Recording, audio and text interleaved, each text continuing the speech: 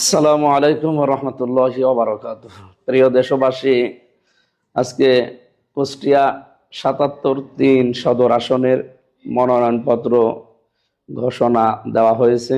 Kushtia returning officer কর্তৃক আমার মুফতি আমির হামজা কুষ্টিয়া ৩ সদর আসনের জন্য মনোনয়নপত্র বৈধ ঘোষণা হয়েছে, আলহামদুলিল্লাহ।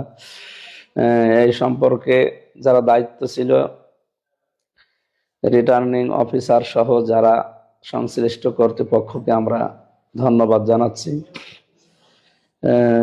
এবং আল্লাহর দরবারে শুকরিয়া আদায়ের পর আমার এই আসনে, বিশেষ করে সদর আসন, কুষ্টিয়া সদর থানা, এবি থানা, আমার 4,40,000 সামথিং কিছু ভোট আছে।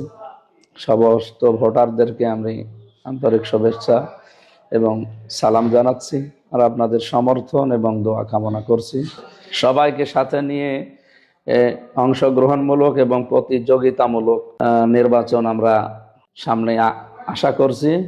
সবাই সাথে থাকবেন। সবাইকে ধন্যবাদ। আসসালামু আলাইকুম।